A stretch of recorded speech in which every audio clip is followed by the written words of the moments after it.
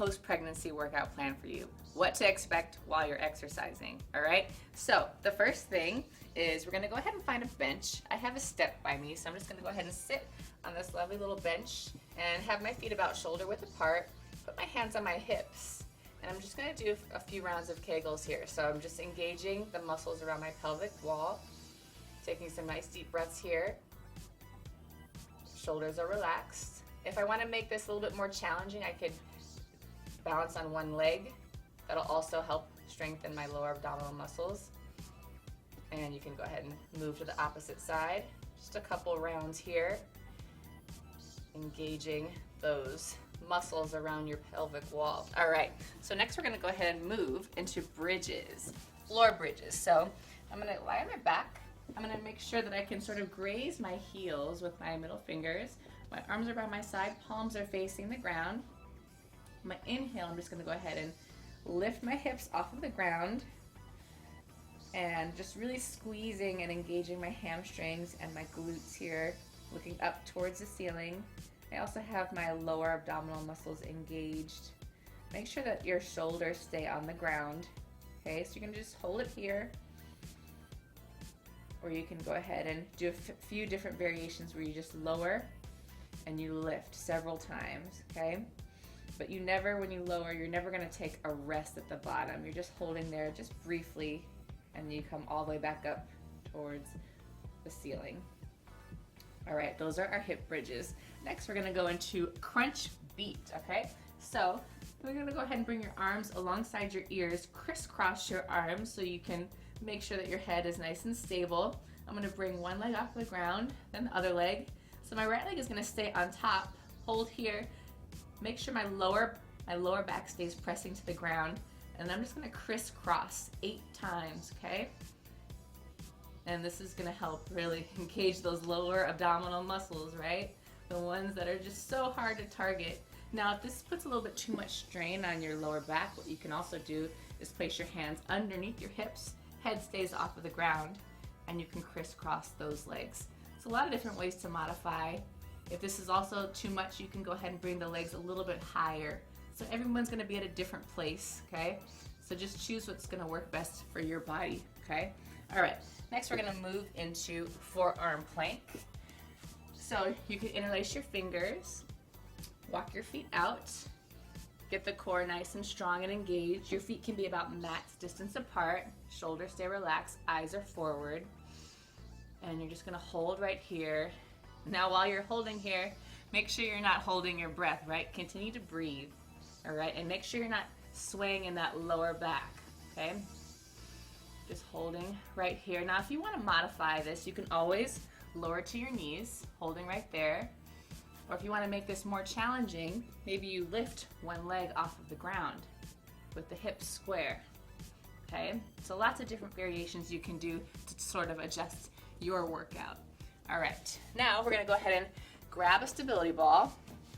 We're gonna do some hamstring curls, okay? So I'm gonna lie on my back, and I'm gonna go ahead and place my legs on top of that stability ball. My hands are flat on the ground. Now stability balls are great because they really help, with your balance, but they also help engage your core. It's such a great core workout. So anytime you have access to a stability ball, you know that you're gonna be working your core, okay? All right, so you're gonna go ahead and lift your hips off of the ground. You want your body to be in one straight line. And then you're just gonna go ahead and take a nice little hamstring curl, draw that ball towards your glutes, and then extend straight back out, okay? Now, never at any point am I letting my hips drop or sag. You wanna keep that line, and you wanna keep your gaze up towards the ceiling, okay? So those are your hamstring curls. You can go ahead and place that ball off to the side. All right, next we're gonna go ahead and move into a modified squat thrust. So I'm gonna come into sort of a squatted position. My hands stay forward right in front of my toes.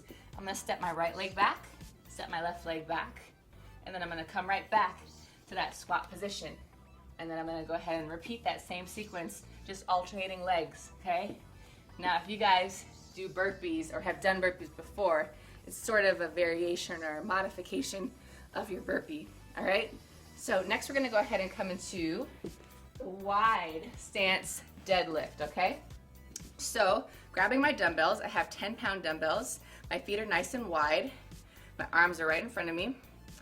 So you're just gonna go ahead and lower using your flat back right here, and then come all the way back up, okay? So these are a little bit different than our traditional deadlift where our feet stay together.